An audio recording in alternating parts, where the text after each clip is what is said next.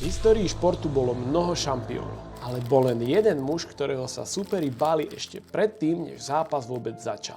Hovorili mu Železný Mike, najmladší šampión ťažkej váhy všetkých čias. Muž, ktorý v najväčších zápasoch zarábal desiatky miliónov dolárov za jedinú noc. Ale pod maskou nezničiteľného muža sa skrýval niekto úplne iný. Zlomený chlapec z Brooklynu, ktorý celý život hľadal samého seba, no namiesto toho našiel len hnev a milióny dolárov, ktoré ho takmer zabili. Dnes sa nepozrieme iba na jeho slávne knockouty. Pôjdeme hlbšie. Hlbšie do sveta, ktorý z Mikea Tysona vytvoril stroj na víťazstva, ale zároveň ho pomaly ničil znútra. Do sveta slávy, peňazí, manipulácie a čistého šialenstva žiary reflektorov. Toto je príbeh o Mikeovi Tysonovi. Príbeh o tom, ako sa zo zvieraťa stal človek. Ak by ste v 70. rokoch kráčali ulicami štvrte Brownsville v Brooklyne, videli by ste vojnovú zónu. Práve tu vyrastal malý Mike.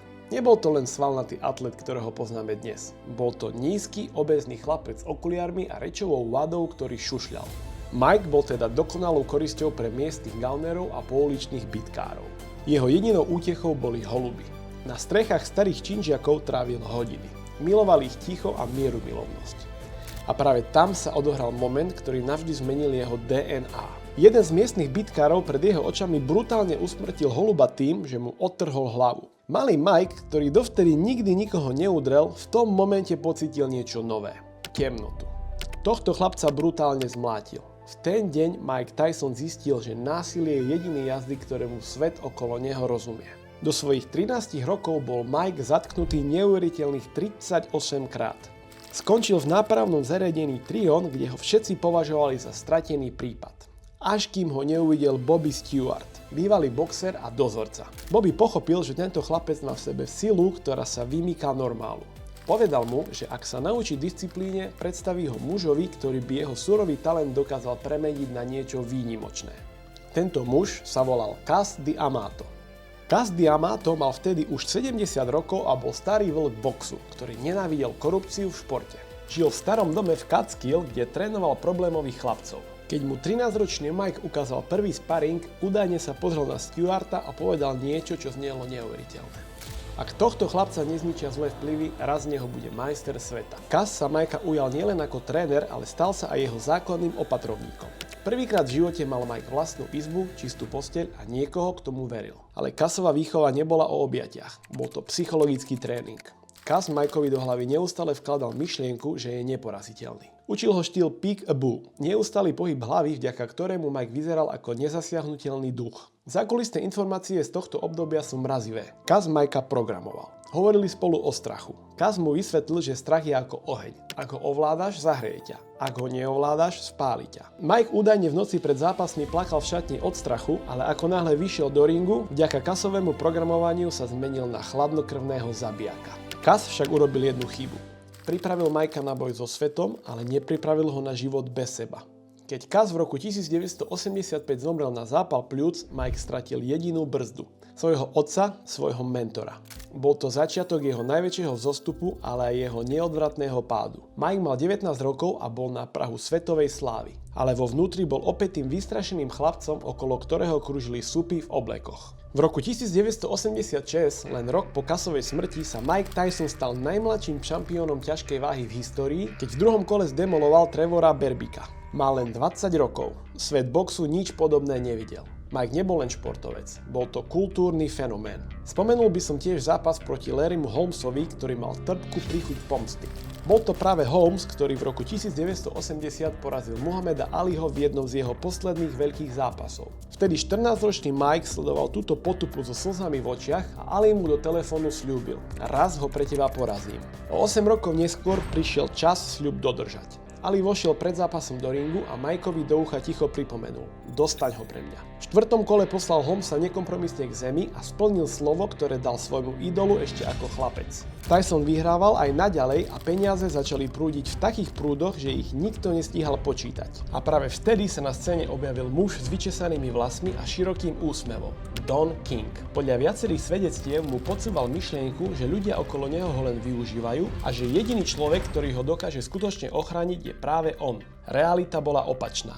Don King začal Mikea izolovať od ľudí, ktorí mu skutočne chceli pomôcť. Pod jeho krídlami sa Mikeov život zmenil na nekončiaci kolotoč večierkov a bezhlavého míňania. Tyson si kupoval biele tigre, zlaté vane a luxusné autá. Zákulisné príbehy hovoria o tom, že Mike mal v dome tašky plné hotovosti, o ktorých ani nevedel. Stratil kontakt s realitou. Už to nebol len disciplinovaný žiak z Catskillu. Bol to kráľ sveta, ktorý veril, že pravidlá pre neho neplatia. Posledným klincom do rakvy Mikeovej disciplíny bol koniec spolupráce s Kevinom Rooneym. Rooney bol posledným žijúcim spojením s filozofiou Casa de Amata a jediným mužom, ktorý dokázal udržať Tysonovú techniku na vrchole. Tou technikou bol spomínaný Peek-a-Boo štýl. Bez Rooneyho dohľadu prestal trénovať zložité pohyby hlavy, stal sa terčom a v zápasoch sa začal spoliehať už len na hrubú silu. Práve tu sa končí éra neporaziteľného stroja a začína sa jeho temné obdobie. V tomto chaose prišla ďalšia rana. Vzťah s herečkou Robin Givens. Ich manželstvo bolo od začiatku toxické a sledované celým svetom v priamom prenose.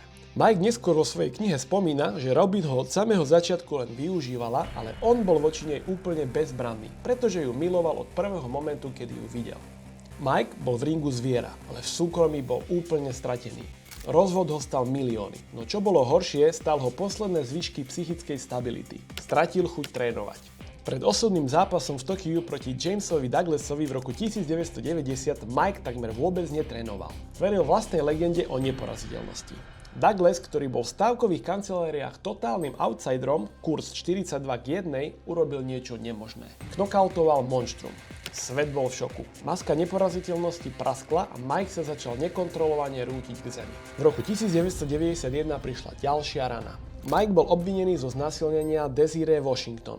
Hoci Mike vinu dodnes popiera, súd ho poslal na 6 rokov za mreže. Z nablískaných arén sa tak presunul do studenej cely v Indiane. Väzenie však Mikea nezlomilo tak, ako by ste čakali. Práve tam začal prvýkrát skutočne čítať. Študoval históriu, filozofiu a konvertoval na islám.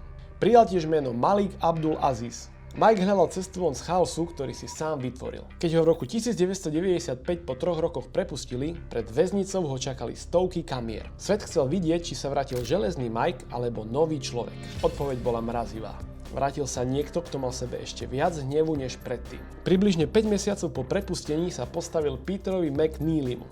Napätie v hale sa dalo krájať. Všetci čakali, či väzenie otupilo jeho reflexy. Odpoveď prišla bleskovo. Zápas trval presne 89 sekúnd. Mnohí sa zhodujú, že to bola najstrašidelnejšia verzia Mikea Tysona vôbec. Jeho návrat do ringu vyvrcholil v 2 legendárnych bitkách proti Evanderovi Holyfieldovi. Ten prvý zápas v roku 1996 šokoval svet. Holyfield bol považovaný za outsidera, no v ringu predvedol niečo, na čo Tyson nebol pripravený. Mike narazil na niekoho, kto sa ho nebál. Holyfield ustal jeho najtvrdšie rany a v 11. kole prišiel technický knockout. Bola to len druhá Mikeova prehra v kariére a svet boxu zostal v nemom úžase. O 7 mesiacov neskôr v roku 1997 prišla odveta, ktorá mala Mikeovi vrátiť česť. No namiesto boxerského koncertu sa odohral jeden z najšokujúcejších momentov športovej histórie. Mike, frustrovaný Holyfieldovými neustálými údermi hlavou, o ktorých rozhodca mlčal, jednoducho vybuchol. V 3. kole uprostred klinču sa stalo niečo nepredvídateľné. Mike sa zahryzol a pred zrakmi miliónov ľudí odrýsol Holyfieldovi kus pravého ucha. Bol to skrat. Totálne zatmenie mysle v priamom prenose. Po tomto incidente sa športový svet zmenil na čistý chaos. Média a verejnosť mu okamžite dali nálepku kanibal. Športová komisia štátu Nevada mu okamžite odobrala licenciu a udelila mu vtedy rekordnú pokutu vo výške $3 miliónov. Po vypršaní trestu sa Mike opäť vrátil, ale už to nebolo ono. Výhry striedali prehry. Mike na také niečo nebol zvyknutý. Jeho profesionálna kariéra skončila v roku 2005 tichým a smutným spôsobom. Po prehre s priemerným Kevinom McBrideom zostal Mike sedieť na zemi v rohu ringu.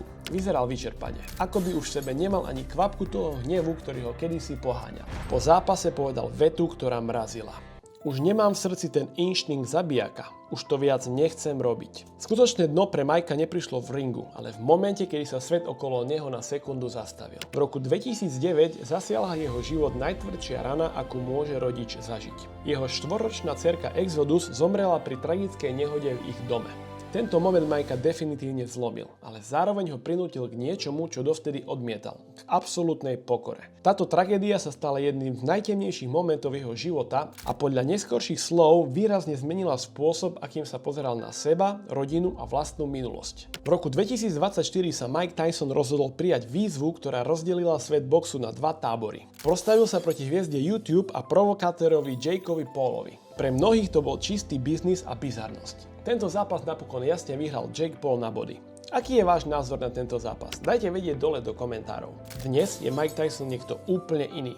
Zlomený chlapec z Brooklynu, z ktorého Cus D'Amato vytvoril stroj na ničenie, konečne našiel cestu domov. Už to nie je ten zúrivý železný Mike, ktorého sa všetci báli. Je to muž, ktorý dokáže spokojom analyzovať svoje chyby v podcastoch, ktoré sledujú milióny ľudí. Prežil slávu, väzenie, stratu blízkych aj vlastné ego. A možno práve preto je jeho príbeh taký silný. Ukazuje nám, že nikto nie je tak hlboko v blate, aby sa nedokázal postaviť. A čo vy? Aký je váš názor na Mikea Tysona? Je to skutočne najlepší boxer, aký kedy žil?